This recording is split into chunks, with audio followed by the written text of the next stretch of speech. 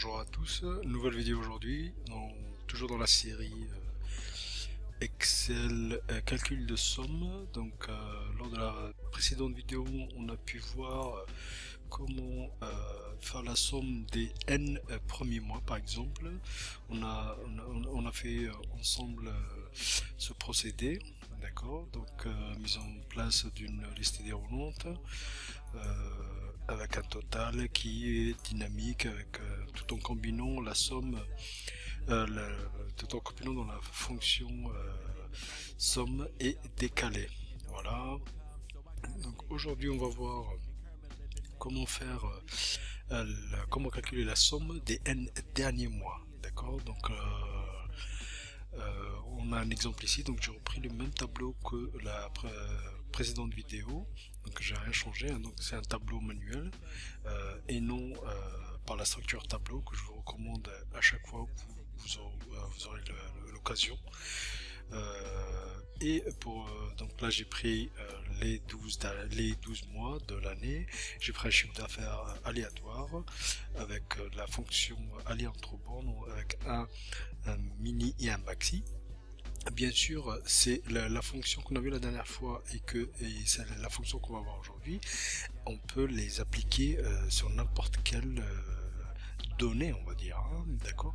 Là j'ai pris un exemple simple sur 12 mois, mais on peut, si on a plusieurs, je sais pas combien de données chiffrées, il suffit juste de l'indiquer dans le critère de choix, d'accord. Donc cette fonction on peut l'appliquer un peu partout, donc je vous laisse le loisir de voir ce que vous pouvez faire dans vos tableaux, tout ça. Okay. On va commencer, je vais commencer par supprimer toutes les données. Donc je vais commencer par supprimer la liste déroulante. Je fais effacer tout dès que j'ai le panneau. Voilà, je fais effacer tout, comme ça j'ai plus rien. Je supprime. Voilà, forcément j'ai pas de référence. Je supprime là aussi. Et la mise en forme conditionnelle également que je vais supprimer. Donc je vais dans accueil, mise en forme conditionnelle, et je supprime toute la règle sur cette toute la feuille. Voilà, on va commencer par, comme on avait la dernière fois, pour à mettre en place une validation des données, donc c'est-à-dire les 12 derniers mois ici, hein, mais si j'ai d'autres chiffres, bah, je les prends. D'accord, donc je fais outils de données, donc on arrive sur tout, je choisis liste et je vais choisir ma plage de référence, ma plage du choix, et je fais OK. À partir de là, j'ai mes 12 mois, voilà. OK. Je choisis le 3. On va attaquer maintenant notre formule, d'accord. Donc pour cette formule là on va combiner trois fonctions, donc la fonction somme, la fonction décalée et la fonction nbval. Voilà, on va appeler la fonction somme. Je fais tab pour rentrer dans ma fonction, ensuite j'appelle de suite la fonction décalée, je fais tab également pour entrer dedans, et là je vais attaquer le premier champ. Donc, le premier champ c'est la référence, donc ce qu'il faut entendre par là c'est le premier chiffre sur lequel je vais appliquer le calcul de somme, d'accord. Donc il n'y a pas besoin de l'afficher, hein. Je fais point virgule, et là pour la ligne c'est là où on va combiner la fonction nbval, d'accord. Pour lui dire que je veux calculer sur cette ligne la colonne B. D'accord, donc je fais nbval, j'appelle la fonction nbval et elle se trouve tout en bas. Voilà, je double-clique, je la ramène et je choisis la colonne B. Voilà, je ferme ma parenthèse et je fais -2. -2, pourquoi? Parce que je veux que mon calcul démarre à partir de la ligne 3, d'accord, donc c'est-à-dire la référence qu'on a indiquée, d'accord. Ensuite je fais point virgule, la colonne là je vais lui indiquer, je mets 0, d'accord, je mets 0 pour lui dire je veux cette formule là, d'accord. Ensuite je fais point virgule, et là je vais chercher ma case de référence, du choix le choix de que je souhaite faire, d'accord. Voilà, donc je choisis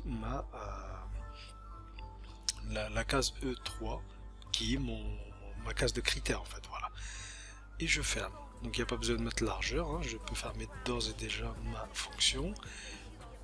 Voilà, donc j'ai terminé ma formule. À partir de là, j'appuie sur entrée et là j'ai un résultat. Je vais quand même vérifier, d'accord. Les 3 derniers mois, c'est quoi? Les 3 derniers mois, c'est ça. Donc j'ai 10 000 ici, on voit que c'est faux. On voit déjà que c'est faux. Pourquoi? Parce que j'ai les 3 derniers mois. Ici, si je calcule les 3 derniers mois, j'ai 10 841. Alors que ici, j'ai juste la dernière.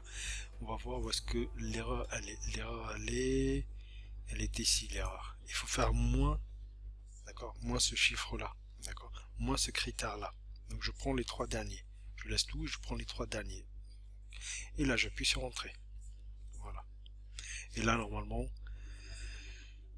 le résultat est bon. Donc là, j'ai 10 749. Je prends les 3 derniers, 10 749. Je fais un autre exemple, je vérifie toujours. Hein. Si je prends les 6 derniers mois, j'ai 17 670. Donc les 6 derniers mois, à partir de juillet jusqu'à décembre, j'ai 17 667. Voilà.